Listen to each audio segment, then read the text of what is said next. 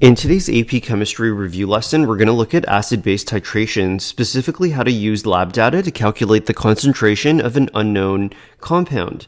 So before we look at a sample question, I just want to review a little bit of the titration setup and terminology with you. So there are a lot of different types of titration problems, and this is only one subset of problem. Another example of a titration question on an AP exam is to calculate the pH of the solution. So we'll cover that in another video lesson if you're interested. However, to understand today's problem, we need to use some terminology and understand the lab setup. So in this burette up here, I've got a base. Now, the base in these questions is usually sodium hydroxide, or it could be any strong base. So we'll label this as our strong base. And this compound is called our titrant. So our titrant is the compound that we will be titrating into the Erlenmeyer receiving flask below. And this titrant, we usually have a known concentration of this compound.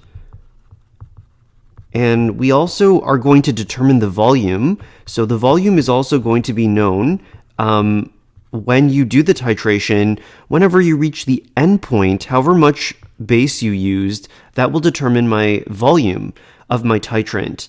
Now, in my receiving flask underneath, I'm going to have a fixed volume of acid. Now, the acid could be strong or weak. Now, in the question we're going to do below, it's going to be actually a weak acid, so I'm going to use the same acid formula. It's propanoic acid, which is CH3CH2COOH. So this is my weak acid, and this is called my analyte. So the analyte sits in the flask, and usually this analyte, it has a fixed volume or a known volume, but we don't know the concentration. So this is what I want to solve in this question. And this is not too difficult of a problem because we can find the unknown concentration using a mole ratio. So I'll show you how that works in a second. So I also, as I mentioned, there's different kinds of titration problems, and when you have a strong base weak acid, for this question we're going to solve, it won't make a difference. We're going to solve it pretty much the same way using a mole ratio. However, knowing whether you have a strong versus weak titration or strong versus strong does have implications when you're doing pH calculations. So if you want to see a pH calculation sample lesson, please put it in the comments and we can definitely do that another time. So looking at the sample question, this is from one of the older AP exams. We need to calculate the concentration of propanoic acid. So I've set up the chemical formula, and I like to do my questions this way, where I underline the compound, and I determine my unknown variable here will be C, which stands for concentration.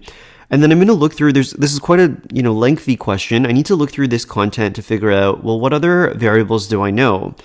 So reading on, it says that the base I'm using, so this is my titrant, remember? So the titrant is in the burette. The base has a concentration of 0. So a known concentration of 0.173 m, or that also stands for moles per liter.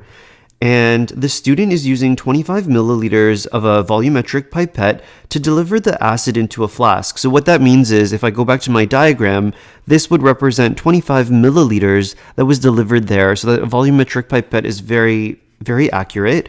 So we're going to record the volume of acid is 25. Let's copy down exactly how the data is written, 25.00 milliliters. And by the way, we do have to actually change milliliters to liters just because concentration is measured in mole per liter. So I'm going to do a quick conversion here. If we move the decimal 1, 2, 3 to the left, 0.02500 liters. That's the volume of the acid I have. All right, reading on. After adding an appropriate indicator to the flask, the student titrates the solution with the base, reaching the endpoint after 20.52 milliliters of base were added. So what I know is the volume of NaOH is 20.52 milliliters. This is what I used to reach the endpoint. So again, we'll change this to liters, 0.02052 liters. And again, what do I need to do in this question? I need to find the concentration of the acid. So when I see these variables, concentration and volume, I can change these into mole and then do a mole ratio to figure out how many moles of acid I have. Because ultimately, to find concentration, I'm going to plug my variables into the formula C equals N over V, or concentration equals moles over volume. Okay, so let's look at the base. The base the moles of the base will equal concentration times volume. So that will equal 0.173 moles per liter times 0.02052 liters. Put the units in as the liters will cancel out, and the moles of base will equal 0.00355 mole of NaOH. Now, this chemical equation, it is a 1-to-1 mole ratio. However, I am going to just show my work. So to figure out how many moles of the acid, of the propanoic acid I have, I'm going to take the moles of the base that I just calculated, and I'm going to set up a ratio in which I put the units I don't want on the bottom. So I set up the ratio by multiplying this by a fraction. I don't want moles of NaOH. I do want moles of propanoic acid, so that's CH3, CH2, COOH. And so when I set up my ratio this way, the moles of sodium hydroxide will cancel out. That will give me the moles of propanoic acid. So what numbers do I put in my ratio? I need to go back to my balanced equation and realize this is a 1-to-1 ratio.